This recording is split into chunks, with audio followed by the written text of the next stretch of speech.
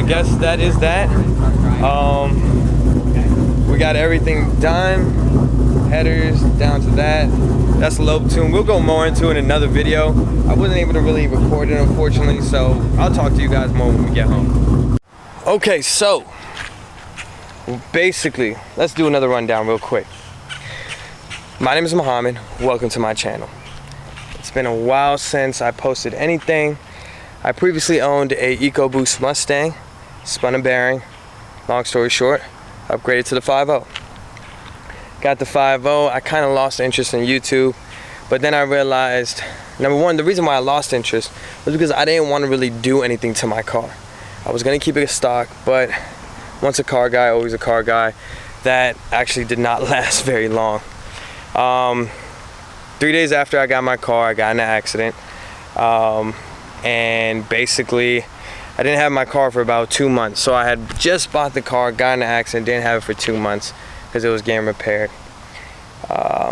Long story short, let's fast forward all that. I'm back. So is the car, okay? Now, what's done to this car?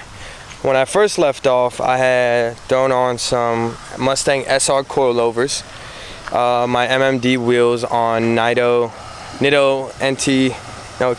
Invoice on Nitto Invoice 295 535 20s. Okay, now let's fast forward a little bit. About 6-7 months later, I got tired of doing nothing with my car.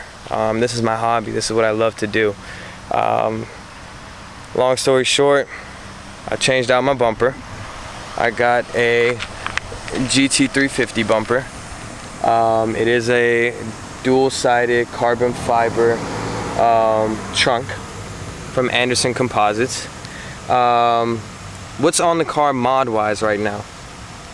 Modding-wise on this car, it is a AWE Track Edition exhaust, a GT350 intake, a 2018 Ford Mustang manifold, 47-pound injectors, MMR lockouts, 87mm GT350 throttle body, and the adapter.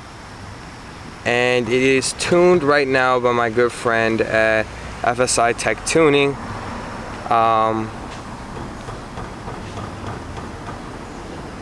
With the Engage.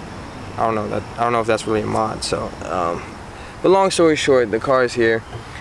Oh, and 1 7/8 Texas Speed headers, uncatted.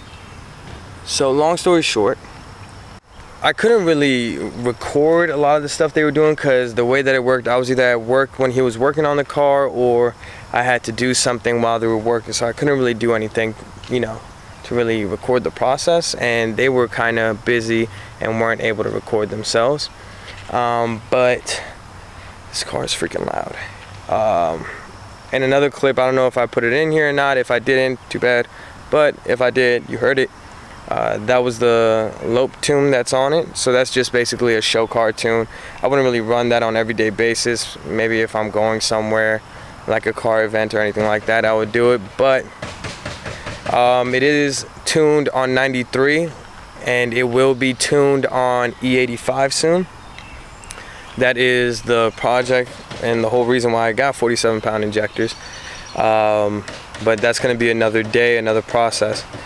When this car was actually tuned at first, it was making about, on their tune, so their tune actually is full load. I don't even know, maybe I'm wrong, correct me if I'm wrong, I don't know, I really don't care to know, but it is like set to full load or something like that, so it's either going to show you what your number is or under your number, point blank period. It's not spiked.